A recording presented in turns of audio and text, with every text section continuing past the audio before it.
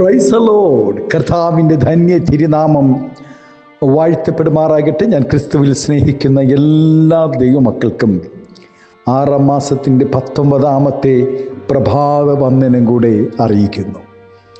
ലോകമെമ്പാടുമായിരുന്നു കൊണ്ട് ഈ പ്രഭാതവും ഈ വചന സന്ദേശം ശ്രമിക്കുന്ന എല്ലാ ദൈവദാസന്മാർക്കും ദൈവദാസിമാർക്കും വാത്സല്യ കുഞ്ഞുങ്ങൾക്കും എൻ്റെ ഹൃദയത്തിൻ്റെ ആഴമേറിയ സ്നേഹത്തെയും വന്ദനത്തെയും നന്ദിയും ഒപ്പം പ്രാർത്ഥനയും അറിയിക്കുന്നു.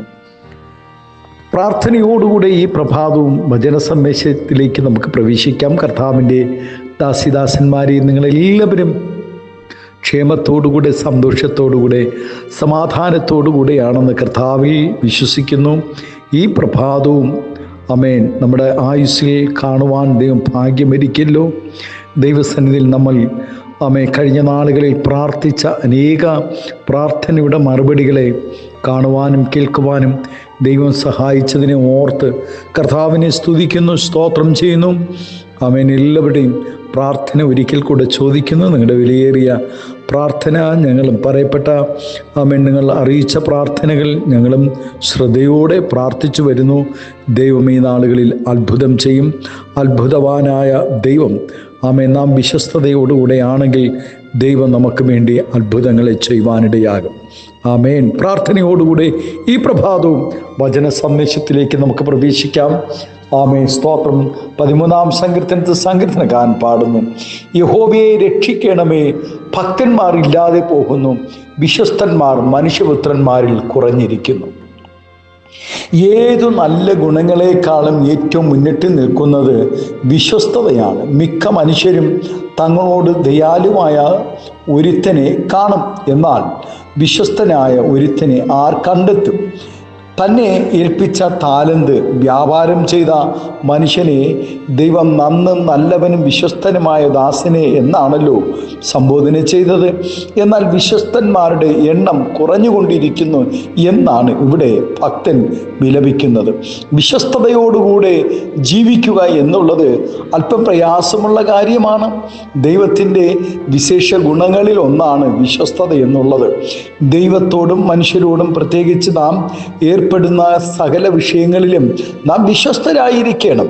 അവ ഇനം തിരിച്ചു പറയുന്നത് വളരെ പ്രയാസമുള്ള കാര്യമാണ്. നമ്മുടെ ജീവിത സാഹചര്യങ്ങൾക്ക് മാറ്റം വരുമ്പോൾ ആത്മാർത്ഥതയില്ലാതെ ദൈവത്തെ സേവിക്കുന്നത് അപകടകരമാണ്.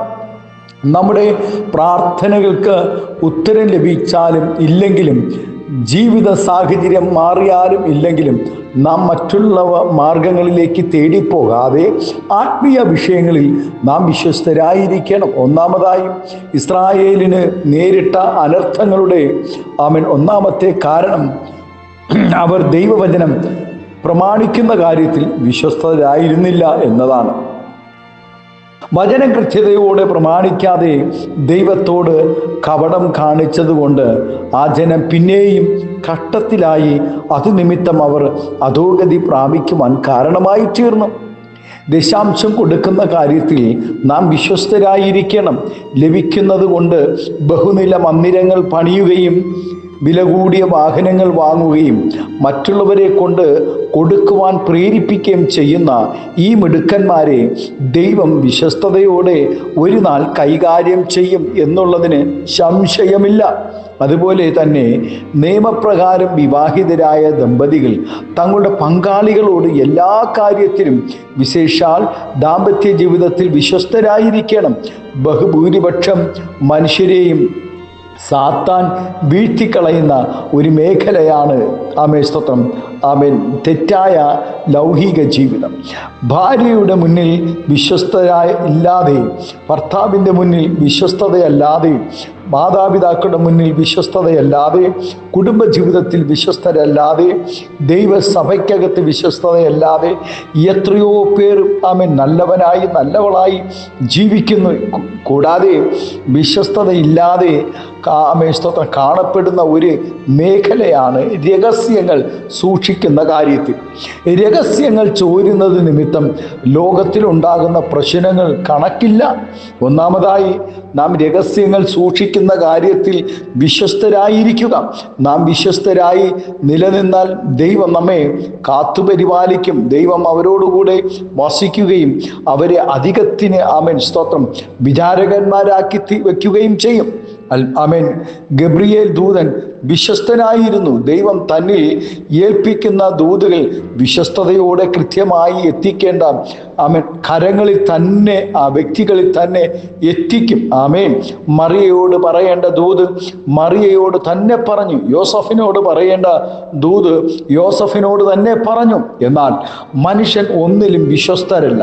നമ്മുടെ സംസാരത്തിൽ, നോട്ടത്തിൽ, കൊടുക്കൽ വാങ്ങൽ, ചിന്ത, ആമേൻ, ഹാലേലൂയ, സഹായിക്കുന്ന കാര്യത്തിൽ ഒന്നിലും നാം വിശ്വസ്തരല്ലാതെ പോകുന്നു.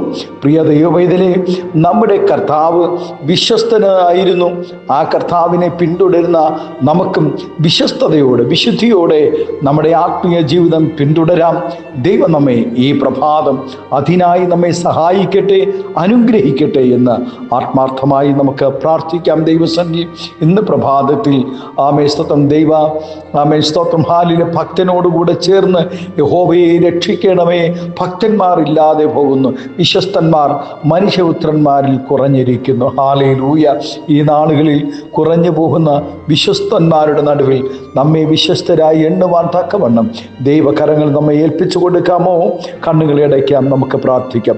പരിശുദ്ധ ദൈവമേ, സ്നേഹവാനായ ഞങ്ങളുടെ നല്ല കർത്താവേ, അനുഗ്രഹം പ്രശാന്തമായ ഒരു നല്ല പ്രഭാതത്തിനായി നന്ദി നിറഞ്ഞ ഹൃദയത്തോടെ സ്തോത്രം ചെയ്യുന്നതാ. ഈ ഭൂമിയിൽ കർത്താവേ, എത്രയോ പേർ വിശ്വസ്തരല്ലാതെ അവിശ്വാസരായി തീരുമ്പോൾ, വിശ്വാസഗോളത്തിൽ നിന്ന് പിന്മാറ്റത്തിലേക്ക് സ്തോത്രം എത്രയോ പേർ വീണുകൊണ്ടിരിക്കുമ്പോൾ, കർത്താവേ സ്തോത്രം, ഹല്ലേലൂയ, വിശ്വസ്തന്മാർ എണ്ണത്തിൽ കുറഞ്ഞ് നിൽക്കുമ്പോഴും നിന്റെ വിശ്വസ്തത ഒന്നും കുറവില്ലാതെ, ഒന്നിനും കുറയാതെ കർത്താവ് ഇന്നയോളം വിശ്വസ്തയോടെ അനേക ഭക്തന്മാരെ, ദാസന്മാരെ നിർത്തുവാൻ കർത്താവ് അങ്ങ് കാണിക്കുന്ന എല്ലാ സ്നേഹത്തിനായി നന്ദി പറയുന്നു. ആമേൻ. ഈ ദിവസങ്ങളിൽ എല്ലാവരെയും വിശ്വസ്തയോടുകൂടെ നിൽപ്പാൻ പരിശുദ്ധാത്മാവ് സഹായിക്കണമേ എന്ന് പ്രാർത്ഥിക്കുന്നു. നാഥാം, ഞങ്ങൾ സ്നേഹിച്ചവർ കർത്താവേ, ആമേൻ, ഹാലേലൂയ, ഞങ്ങളെ സഹായിച്ചവർ, ഞങ്ങൾക്ക് ഭക്ഷണം തന്നവർ, ഞങ്ങൾക്ക് പാർക്കുവാൻ ഭവനം തന്ന, അങ്ങനെ എത്രയോ നല്ല അനുഗ്രഹിക്കപ്പെട്ട ദൈവദാസന്മാരുടെ മുന്നിൽ ഞങ്ങൾ വിശ്വസ്തയോടുകൂടി നിൽപ്പാൻ പരിശുദ്ധാത്മാവ് സഹായിക്കണം. ഈ പ്രഭാതം എല്ലാവരെയും ദൈവകരങ്ങളിൽ അനുഗ്രഹിച്ച് പ്രാർത്ഥിക്കുന്നു. ആത്മീയ ഭൗതിക നന്മകൾ നൽകി മാനിക്കണം, ആദരിക്കണം, അനുഗ്രഹിക്കണം. സ്വർഗം അത്ഭുതം ചെയ്യും, മഹത്വമെടുക്കും. യേശുവിൻ്റെ നാമത്തിൽ കൃപയോടെ പ്രാർത്ഥന കേൾക്കണമേ, സ്വർഗീയ നല്ല പിതാവേ. Amen, amen. Thank you. God bless you. ദൈവം എല്ലാവരെയും ഈ പ്രഭാതം ധാരാളമായി അനുഗ്രഹിക്കട്ടെ. Thank U.